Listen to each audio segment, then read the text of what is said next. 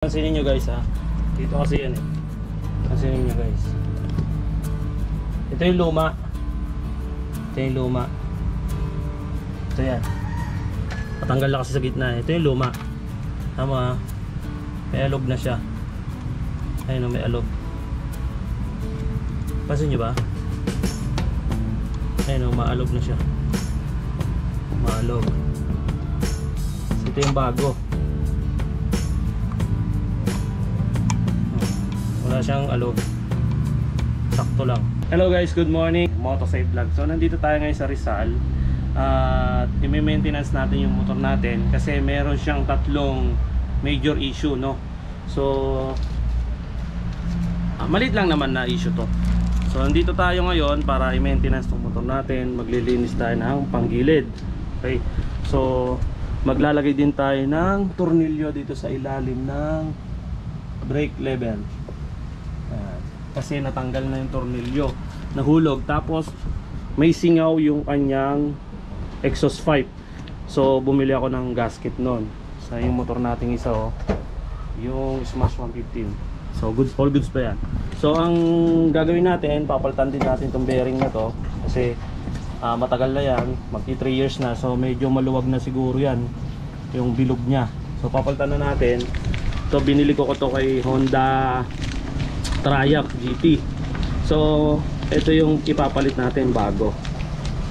Yan. Tapos i-share ko din sa inyo kung paano siya tanggalin. So may mga proper tools tayong gagamitin. Tapos ito 480 to ha, 480. Original yan, genuine parts kay Honda Triumph sa may Caloocan. So malalaman nyo kung original, dilaw yung plastic. Siyempre direct ka doon sa tindahan bumili. Tapos ito yung 5mm na nut, lock nut. So 35 pesos yan doon din kay Triumph. Then ito naman yung exhaust gasket, papalitan natin, no. 35 pesos din yan, puro Honda po yan. So ayan, 480 yung bearing, 480 po yan. So tatanggalin natin yan mamaya, pero tapusin muna natin to maglinis, no. So hindi ko na ipapakita sa inyo kung paano to linisan. Kasi nakita nyo naman to sa mga previous vlog ko, naglilinis ako ng panggilid. Nagmamadali din ako kasi konti na lang yung oras natin at luluwas pa ako ng Maynila. So dito na lang tayo magpo-focus, no, kung paano kabitan at tanggalin yan. So may proper tools tayo. Okay, so tatapusin ko muna to, then focus tayo doon sa crankcase cover, pag-aalis ng bearing at paglalagay. Okay, bye bye, mamaya na lang ulit update. Okay guys, so tuloy na natin yung ating project na gagawin dito sa crankcase cover ng CVT natin. So ito yung gagamitin natin para matanggal na yung bearing natin, no. So ito, gamit tayo nito, yung may matulis sa dulo, pantanggal ng C-clip dito. So meron yan dyan eh, tatanggalin natin yan para bago natin mahugot yung pinakang bearing. Tapos gamit lang tayo ng puller, bearing puller, adjustable range, saka itong screw or Phillips screw natin. Okay, so tanggalin natin, mataas tayo agad. Ayan siya. Una ang gagawin natin ay tanggalin muna natin yung clip yan dyan. Ayan, ayan siya, tanggal na. Okay, after nun, pasok naman natin ito, tanggal ang bearing. So para hindi siya kumalas, pasok natin to. Ayan, para bumuka yung ano niya, dulo. Kontrahin lang natin gamit ng ating screw.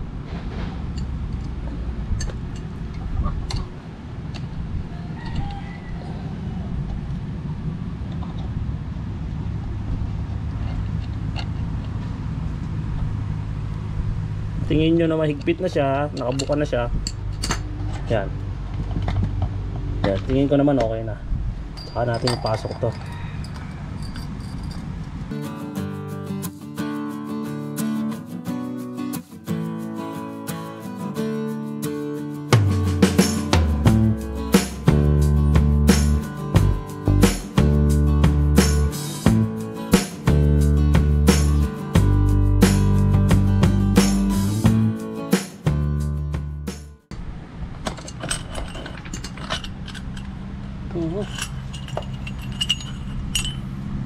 natanggal yung isa.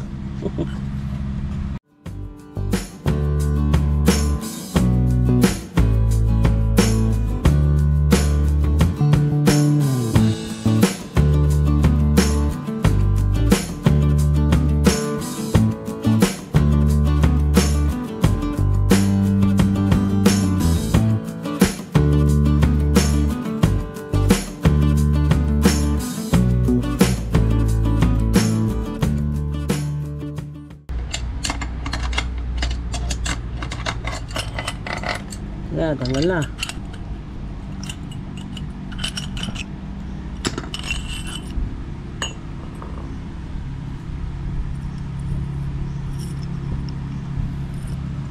So gagawin natin, bago natin lagyan ng bearing, tingnan natin kung saan yung pangalan. O yung pangalan, yan, dito nakaharap. Kung paano natin tinanggal to, ganun dapat ibabalik yung bago. Yung pangalan ng bearing, may mga pangalan yan di sa gilid, dapat nakaharap sa'yo. So gawin natin, linisan muna natin bago natin palitan ng bago. Paliniusan ko muna guys ha. Okay guys, malinis na. Yan, nalinisan na natin. Ngayon lalagyan na natin siya ng bearing. Kaya ito yung bearing, ito na natin.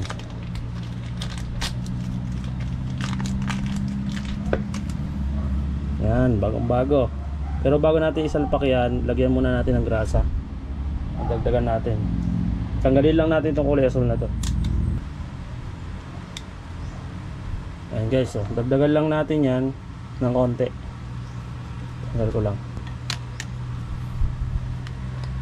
Yan, high temp nga pala itong ginamit ko dito na grasa. Asal lang natin. Pansinin nyo guys ha, dito kasi yan eh. Pansinin nyo guys, ito yung luma. Ito yung luma. Ito yan, patanggal na kasi sa gitna. Ito yung luma. Tama, may alog na siya. Ayun o, may alog. Pansin nyo ba? Ayun o, maalog na siya. Maalog. So, ito yung bago. Wala siyang alog, sakto lang. Wala siyang clearance ba, kasi katagalan napupudpud din to eh, lumalaki yung butas. May alog siya. Ito wala, sakto lang. Kabitan natin. So ikakabit na natin yung bearing. So yung pangalan kanina, yung tinanggal natin, nakaharap sa atin. Pagkabit natin yung pangalan, kailangan nakaharap din sa atin. Ito yan. So, sa pagkakabit, dahan-dahan lang. Gamit lang kayo ng 22mm na socket para sakto lang siya. Sakto lang pag pinukpok nyo. Diba? Yung labi niya, dito siya tatama. Sa paligid na to, hindi dito. Kasi possible masira yung bearing nyo eh. Ito, sakto lang 22mm. Pero hanggat maaari, mas maganda siguro yung malambot na pang pukpok gamitin niya. So, babalik na natin.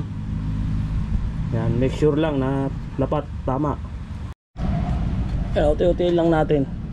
Nakuha naman sa uti-uti naman natin.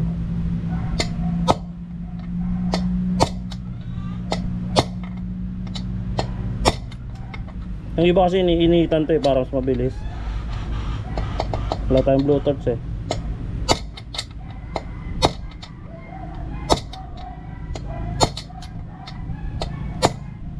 Nakuha naman sa tiyaga guys.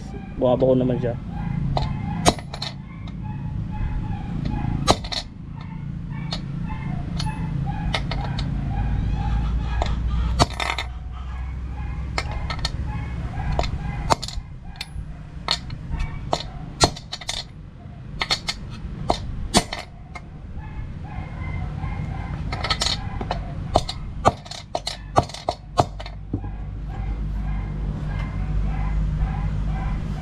Okay na guys, pasok na natin, punasan lang natin. Yan, silipin nyo, masisilip nyo naman yan dito. Libre na yung ating C-clip, yung clip natin. Ito, libre nang makakapasok yan.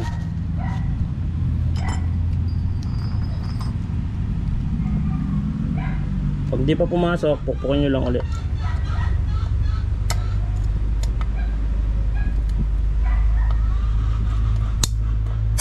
Yon. Yan. So ganon guys. Yan, nag-lock na yan. Ayun na. So ganon lang kadali magpalit ng crankcase bearing. Yan siya guys. So gamit lang tayo basta ng mga puller, no? Mga puller. Yan, proper tools. Pero kanya-kanya tayong diskarte kasi. Yung iba kasi lalagyan kandila dito hanggang sa umangat, lagyan ng jaryong basa, pinupukpok nila hanggang sa umangat. Well, ano, kanya-kanya tayo ng diskarte. Hindi natin sila pwedeng pilitin na ito gamitin nyo. Basta matanggal nyo, okay na yun. So ito yung luma. Okay, so yun lang guys. Sana may natutunan kayo sa sinare ko sa inyo, no?